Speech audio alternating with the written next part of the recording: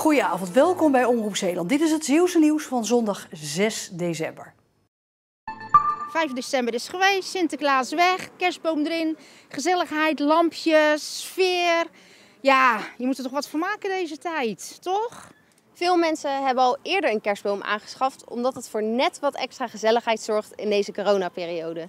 Maar er zijn ook Zeeuwen die zich aan de ongeschreven regel houden en vandaag een kerstboom kopen. Een klein kerstboompje, ja. En waarom dit formaat? Dat past die op tafel. Het is namelijk zo dat een kennis van me corona heeft. En die gaan we verrassen met een kerstboompje. En waar let u nou op als u een kerstboom uitzoekt? Naar de grootte, naar de naalden en of die mooi rond is. De populaire boom onder de Zeeuw, dat is ook landelijk eigenlijk. Dat is de Noordmanspar. Dat is een boom die echt populair is en die veel aangeschaft wordt. Dat heeft te maken met dat die boom goed naaldvast is en gewoon lang blijft staan. Dus die kan je goed tot begin van het volgende jaar zeg maar, laten staan. Er zijn al best wel bomen verkocht inderdaad. Je merkt ook wel dat het dit jaar wel iets vroeger is begonnen. Coronatijd is natuurlijk een hele vervelende tijd die we met elkaar doormaken. Mensen willen toch gezelligheid in huis. En dan zie je ook dat men het gezellig wil maken door de aanschaf van een kerstboom. De Zeeuwse Statenfractie van Forum voor Democratie weet nog niet of ze die partij trouw blijft. Fractievoorzitter Fred Walravens van de Zeeuwse afdeling van de partij heeft vandaag laten weten dat de fractie voor het einde van volgende week bekend maakt wat ze zullen doen. Dat allemaal naar aanleiding van de huidige crisis binnen de partij. Bij de Provinciale Statenverkiezingen van 2019 behaalde Forum voor Democratie nog 5 zetels in Zeeland. Daarvan zijn er nu nog 3 over nadat de heren hier voorop, Brunke en Koevoets, zich eerder al afsplitsten. De douane heeft gisteren 50 kilo cocaïne gevonden tussen een lading bananen in de haven van Vlissingen. De drugs hebben een straatwaarde van ongeveer 2,5 miljoen euro. Ze zaten in een lading uit Ecuador op weg naar Duitsland. De cocaïne is door de douane in beslag genomen en vernietigd. In Zeeland zijn in de afgelopen 24 uur 78 mensen positief getest op het coronavirus. Dat zijn 8 mensen minder dan gisteren en 17 mensen minder dan eergisteren. Alleen in Sluis, Terneuzen en Vlissingen kwamen er 10 of meer bevestigde coronabesmettingen bij, blijkt uit cijfers van het RIVM. Bovendien zijn 2 inwoners van de gemeente Sluis vanwege een besmetting met het coronavirus opgenomen in het ziekenhuis. Vlissingen was het afgelopen jaar de zonnigste gemeente van Nederland. In totaal zagen Vlissingers zo'n 2135 uur zon. En dat is bijna 100 uur meer dan Den Helder, de nummer 2 van Nederland. Blijkt uit cijfers van Weer Online. 2020 was het op 1 na zonnigste jaar ooit gemeten. En dat komt met name door de zonnige lente. Mei was voor Vlissingen bijvoorbeeld de zonnigste meimaand ooit.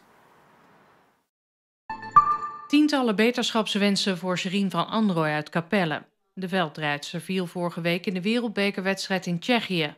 Vlak na de start ligt ze ineens op de grond. Snel krabbelt ze weer overeind. Ik stond op met de gedachte snel een fiets pakken en snel door, want ik moet nu een inhoudrace maken. En toen keek ik naar mijn arm omdat het toch wel pijn deed en toen was het wel meteen paniek. Ze heeft een flinke wond aan haar arm. Uiteindelijk wordt ze in een Tsjechisch ziekenhuis geopereerd.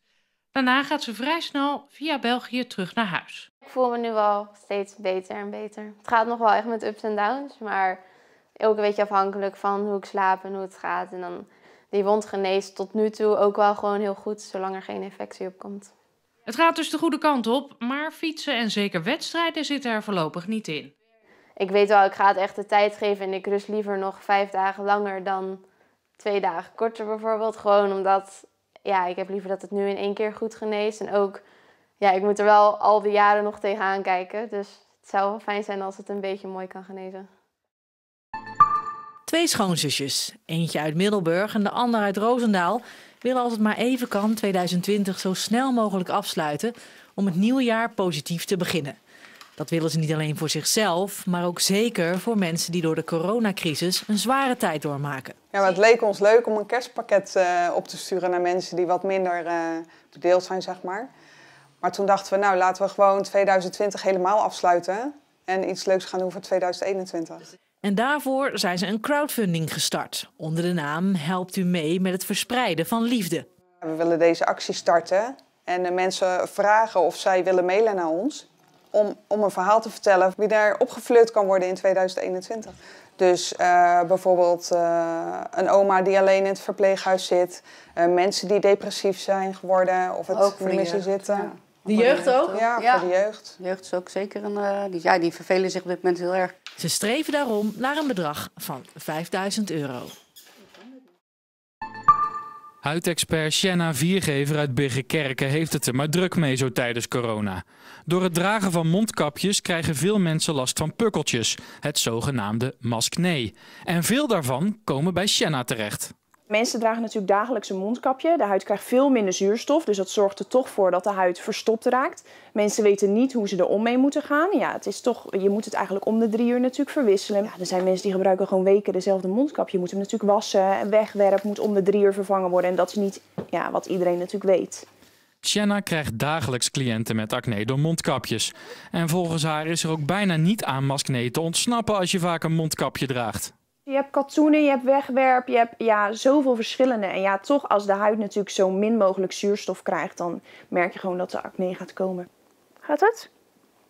Nou, ik vind het fijn dat ik mensen kan helpen. Dat ze straks gewoon een huidje hebben wat gewoon straalt. En dat ze gewoon minder onzeker zijn. Maar van weet je, ze zijn er niet trots op. En ik zorg er dan voor dat ze toch wel met een glimlach de deur uitgaan. Veel middelbare en hoge bewolking bepaalden het plaatje vandaag bij een zwakke tot matige noordoostenwind. En het was met 3 tot 5 graden toch een vrij koude middag. En natuurlijk was ook het ijs op de ruiten en de rijp op de grond vanochtend duidelijk aanwezig. Dat is er vanavond en vannacht niet of nauwelijks. Mogelijk vanavond nog eventjes in Zeeuws-Vlaanderen. Verder is er te veel bewolking voor vorst aan de grond. En het gaat in de loop van de nacht ook in een flink stuk van Zeeland regenen. Vooral in Midden-Zeeland en zeker op Schouwen, Tholen en Philipsland is er kans op regen. Morgenochtend is dat patroon ruwweg hetzelfde. Het is bewolkt. In Zeeuws-Vlaanderen valt lokaal wat regen. Elders zijn de regenkansen duidelijk groter. Morgenmiddag dan trekt die regenzonneweg naar het noorden en komen er enkele opklaringen met nog een plaatselijke bui. De maximumtemperatuur is morgenmiddag 5 tot 7 graden. Maar die storing van vannacht en morgenochtend is de enige van de komende week. Woensdag is er kans op enkele buien. Voor de rest is het droog met kans op mist of laaghangende bewolking. Tot zover het Zeeuwse nieuws en ook het weerbericht in deze Zeeland Nu van zondag 6 december. Blijf kijken. Zometeen onder meer nog onze serie De Laatste Getuigen. Nog een hele fijne avond en graag tot morgen.